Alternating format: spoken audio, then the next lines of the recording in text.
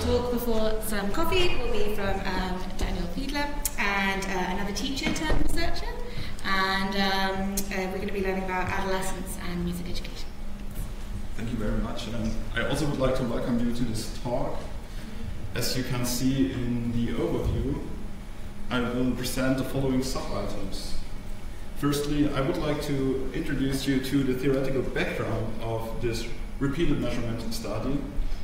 And secondly, I will show you the aims of this study, and afterwards I will show you the methodical approach to evaluate the students' results. Finally, I will explain the results, and we will end with a summary as well as a discussion about this research study. So, firstly, I would like to introduce you to the theoretical background and especially to the Goldsmith Musical Sophistication Index, or in short, GOLD MSI, to measure musical sophistication. According to the conceptualization, musical sophistication is a psychometric construct that can refer to musical skills, expertise, achievements, and related behaviors across a range of many facets that are measured on different subscales. Thereby, high levels of musical sophistication are generally characterized by, first of all, higher frequencies of exerting musical skills or behaviors. Second, a greater ease, accuracy, or effect of musical behaviors when executed. And third, a greater and more varied repertoire of musical behavior patterns. So, to summarize the main points of the Goldsmith Musical Sophistication Index and its corresponding construct musical sophistication, I'd like to show you the 5+1 group factors in detail. And these 5 factors of musical sophistication are active engagement with music, perceptual abilities, musical training and singing abilities, as well as emotions. And there's also a general factor named general musical sophistication. So now that I have introduced the theory behind the Goldsmith Musical Sophistication Index, I will now present the musical self-concept inquiry to assess the psychometric construct musical self-concept. Following the seminal work by Shevelion and colleagues, the self-concept presents hierarchically ordered layers and a number of parts.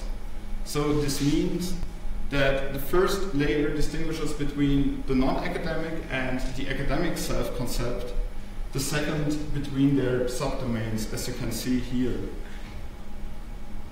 With this in mind, the musical self-concept is one part of a person's general self-concept.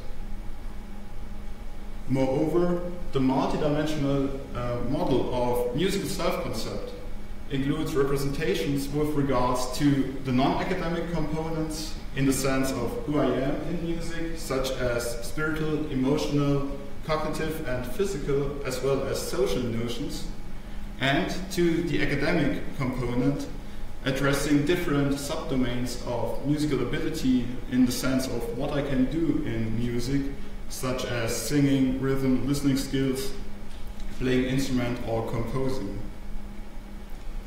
So, to sum up the main points of the musical self-concept inquiry, it can be said that musical self-concept summarizes a person's answers to his or her inquiries into who I am and what I can do questions with regards to music.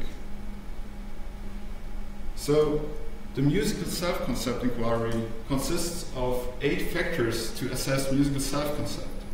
And these 8 factors are mood management, community, technique and information, ability, movement and dance, spirituality, ideal musical self, and adaptive musical self. So now that I have introduced the theory behind the both psychometric constructs, musical sophistication on the one hand and musical self-concept on the other, I will now present the target variable of this repeated measurement study, interest in music as a school subject. And in this context, older as well as newer theories assume a person-object relationship of interest. This means, first of all, that interest describes a special relationship between one person and an object. So, for example, a student wants to learn more about the object of interest, or she wants to increase his or her knowledge or competencies. And on the basis of this person-object relationship of interest, the personal identity or the self, or in our context, the musical self concept develops. Moreover, in this repeated measurement study, interest in music as a school subject was gathered according to Krapp, and Krapp defined interest as working interest, and he said, working interest can be caused either by an already existing dispositional interest or by the special conditions of a teaching or learning situation. So now that I have introduced the theoretical background of this study, I will now present the current research study. And first of all, the aims of this repeated measurement study were first to identify different musical trajectories regarding the both psychometric constructs, musical self-concept and musical sophistication, within a sample of German students. Second, to investigate associations of typical developmental trajectories of students with socio-demographic and music-specific background variables, such as sex, musical status, or self-closeness to the school subject music. And third, to analyze how the typical developmental trajectories of students, as well as time-shifted creative music teaching interventions, contribute to the development of the target variable interest in music.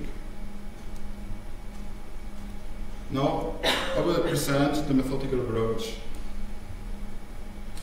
First, the sample of this research study consists of 167 students from different types of schools in the southwest of Germany, in Baden-Württemberg, and the types of schools are grammar schools and middle schools. Moreover, the questionnaire comprises different measuring instruments, as already mentioned, also musical sophistication index, musical self-concept inquiry, and some items to assess interest in music as a school subject, as well as further socio-demographic and music-specific background variables. And the data were analyzed using several statistical methods, as you can see here, sequence pattern analyses, correlational analysis, and multi-level analyses. So now the results. First of all, the sequence pattern analysis identified different musical trajectory groups within the sample of German secondary school students. So as a result, this analysis identified 3 different musical trajectory groups for the general factor general musical sophistication, as you can see on the left, and also 3 different musical trajectory groups for 6 subfacets of musical self-concept. So in addition to identify how these both psychometric constructs contribute to the development of interest in music as a school subject, 2 typical developmental trajectories of students were first of all identified, as well as analyzed and used to conduct correlational analysis and multi-level analysis. And as a result, this table shows the relationships between the identified typical developmental trajectories with students' sex, musical status, and self-closeness to music. But this table also shows that there are no associations between the identified typical developmental trajectories with type of school and self-assessed marks in school. Moreover, this graph shows the development of the target variable interest in music within the identified 2 typical developmental trajectories of students over the 4 time points in the school years 2014, 2015, and 2015, 2016. As a result, a multi-level analysis shows that the typical developmental trajectories of students regarding the both psychometric constructs, musical self-concept and musical sophistication, affect the development of interest in music over the 4 time points. Moreover, this analysis also shows that the interest in music as a school subject is generally decreasing, but as you can see in the graph, students in the typical high developmental trajectory demonstrate a significant higher interest in music over time compared to the students in the typical low developmental trajectory. So, to analyze the effect of creative music teaching interventions on the development of interest in music, the sample of 167 students can be assigned to different testing conditions. So as you can see, there are two creative testing conditions and one no specific testing condition. Moreover, to analyze this effect, a dummy impact function was created, and this dummy impact function is one that takes the value 0 or 1 to indicate the absence or presence of some categorical effect, in our context, creative music teaching interventions, that may be expected to shift the outcome, or in our context, interest in music as a school subject. And as a result, the multi-level analysis shows that creative music teaching interventions, as well as the typical high developmental trajectory, affect the development of interest in music. But the analysis also shows that interest in music as a school subject is generally decreasing, as already mentioned before. So, to summarize the main points of this research study, first of all, it can be said that the sequence pattern analysis identified different musical trajectories regarding the psychometric constructs, and from these, two typical developmental trajectories of students were first of all identified, and associations with social demographic and music-specific background variables were found. And moreover, the multi-level analysis shows that the overall interest in music is decreasing over time, but creative music teaching intervention, as well as the typical high developmental trajectory of students, affect the development of interest in music. So it is the end of this presentation, and I would like to show you some conclusions which need to be discussed in further research studies. So first of all, the identified associations between the typical developmental trajectories and the social demographic and music-specific background variables suggest that school music lessons, especially in Germany, can have a non-inclusive character, perhaps, and therefore it is not surprising that the interest in music as a school subject is generally decreasing over time. And moreover, these results are in line with Daniel's outcomes, because Daniels describes that interest in music, interest in a school subject is generally decreasing at class 7, and she said that there are some reasons, and the reasons are a lack between music lessons in school and the psychological basic human needs for autonomy, social integration, and competency. So, thank you very much.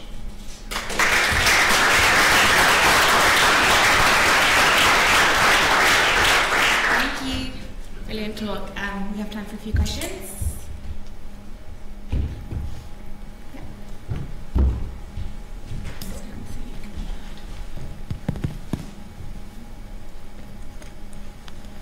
Hello, thank you for presenting. So I was wondering, could you give an example of what kind of creative musical interventions you used? Yeah,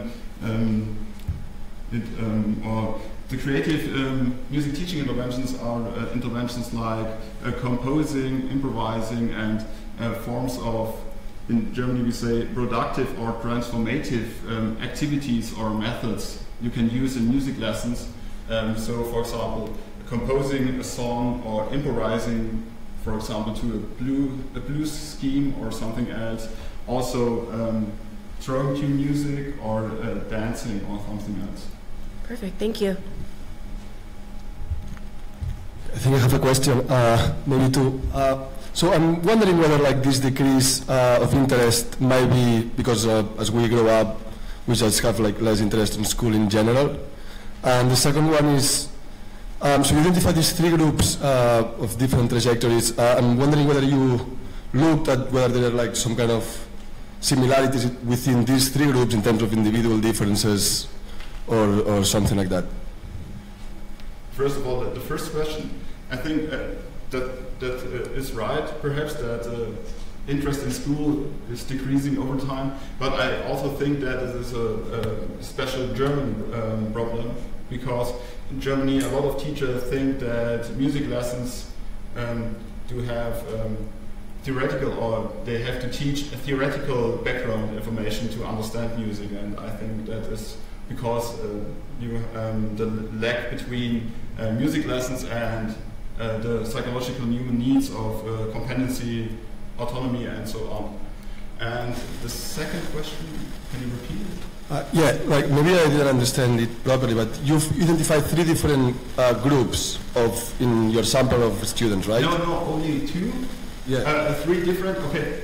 First of all, musical trajectories, and from these, two typical developmental trajectories of students were identified. Yeah. And so my question is whether in these two groups, within the group, these students are they similar in terms of like any individual difference, like intelligence or like other kind of performance in other subjects, or like if you look at this at all?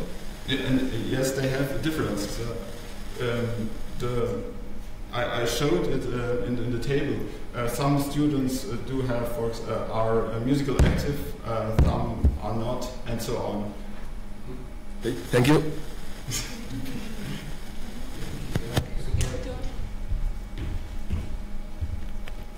Hi, thanks for your talk, Daniel. That was really interesting, and must have been a lot of work collecting data from these children.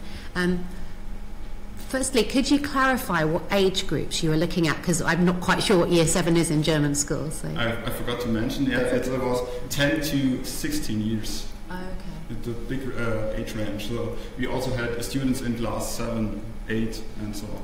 Okay. And secondly, so that's quite an interesting aspect of looking at the impact of school-based teaching. But do you think that you could expand that kind of quantitative data analysis to look at wider contexts? So, for example, they're kind of home learning. I think McPherson and Davison used the idea of syzygy. So there are certain kind of alignments of things that happen in terms of promoting music in children and how that develops. Do you think, is it something that you could expand to wider, or does it have to be quite focused? Unfortunately, with this data not, but okay. I think further research have to look at these aspects, yes. Okay. All right, brilliant. Thank you.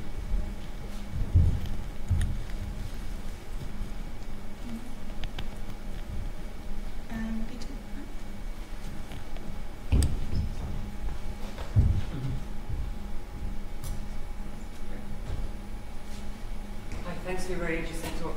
I wondered if you could tell me, you don't have to say very much, but just expand a tiny bit on the sequence mining tool that you used. How does it work? Or yeah, or you don't have to tell me if you don't. Yeah, that's hard to explain in English. First of all, you identified some sequences. That means that you look or you identify if the students are in the same category all the time, or if they change in category. And then you conduct a cluster analysis on this, and so you can separate the groups. And then you can find these groups.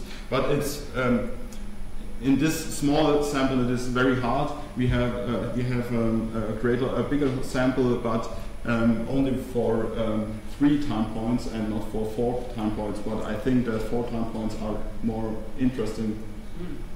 Cool. So off the record, would you recommend using this approach to other researchers? Yeah. This sequence mining. Was it a pleasant experience? You would recommend it? Would you recommend the tool? Yes. Mine. How do you pronounce it? No, it's perhaps not so good for all the data. So for this data it was okay, but I think that this method have to be improved perhaps in the next time. Then you can use it perhaps a little bit better to explain the data. Cool. Thanks so much.